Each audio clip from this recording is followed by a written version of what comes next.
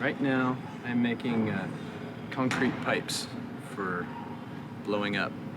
Pretty much that's what we make most of our stuff for, is blowing stuff up.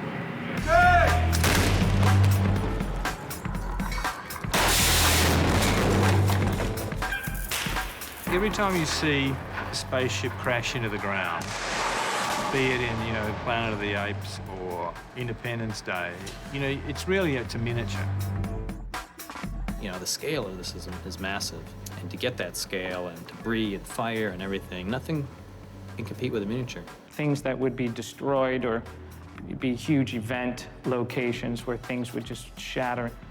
CG is not really too great on doing stuff like explosions, interaction of stuff actually hitting, matching, and debris coming off. So that's the stuff that really sort of happens here.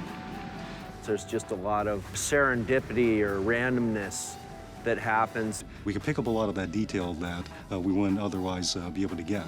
And so, trying to get that extra little bit of realism into our CG city.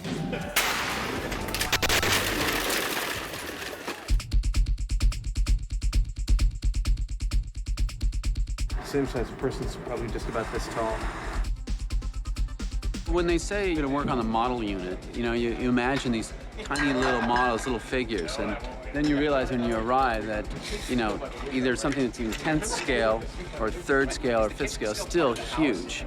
Technically, it is a miniature, even though that ship is close to a ton. They're the biggest miniatures you've ever seen. They don't look like miniatures at all. They look like live-action sets. The studio started calling bigatures because, like the dock doors, even though it's 10th scale, is really 30 feet high and 40 feet wide. Why aren't we building this even, half this scale? It's because we have explosions and fire, and you can't change the size of fire. Ready and action!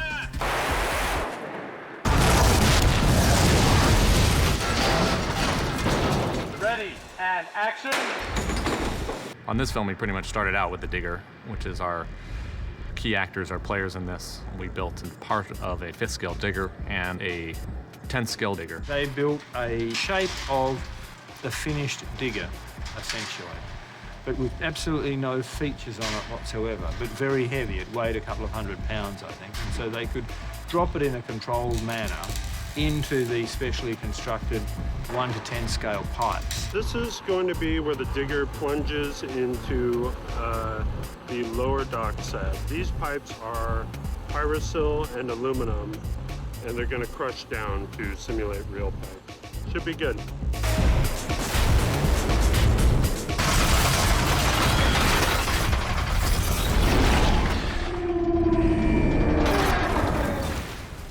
Right, but you want the pyro coming from inside the pipes, though. Yeah, inside the catwalk.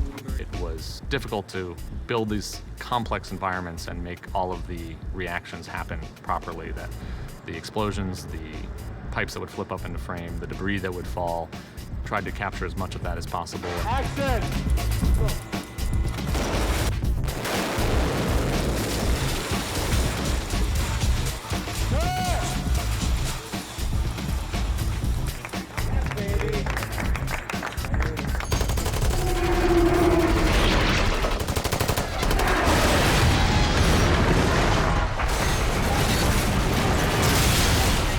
This project I have right now, we're taking miniature sentinels, I call them baby sentinels, and we're destroying them. They're the dead sentinels that'll be placed on one of the crash sets. And those sentinels have been used for a dropping sequence. It looks like a great big pile of seaweed. It's a fantastic effect. They are evil little creatures, but the bad guys are always so much neater, so I like working with the bad guys. A lot of the miniatures, again, have to do with interaction. In the case of the dock, you had a control tower up there that topples down during the battle, and that will be built in miniature just for that purpose. The hamburger is an extension of what we built in Australia.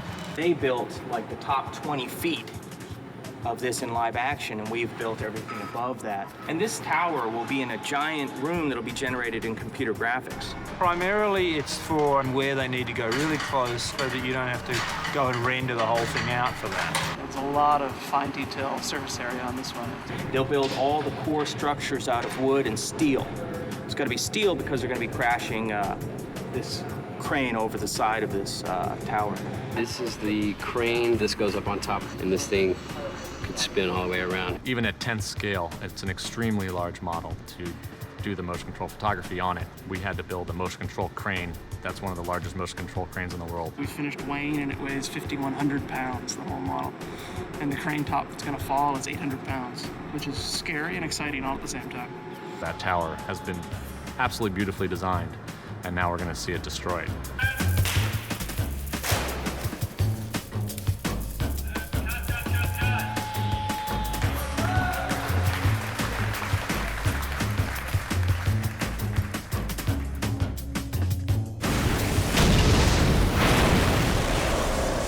The ship will pass right through all of this acrylic, which will represent the deck, and it will just bust into 1,000,000 pieces, hopefully.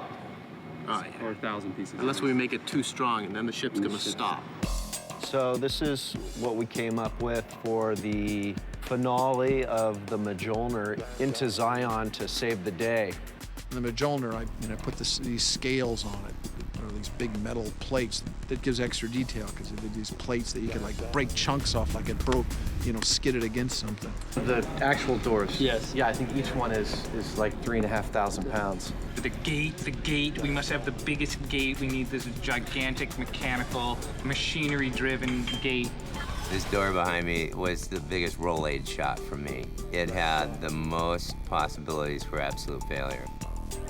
And then when that thing is traveling down the track, we did a test yesterday, it's like a car just flying down the road. It's pretty freaky. Yeah. This is probably one of our largest events. The ship weighed about a ton.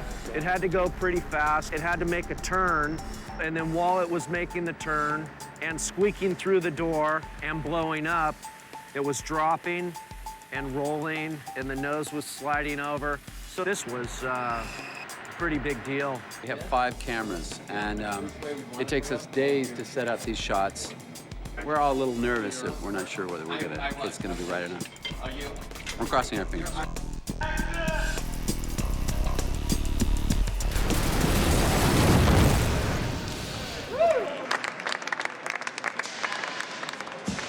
right, ship is safe, ship is safe. Call that a direct hit. Jesus Christ. Looks like the Hurricane Mjolnir came through here.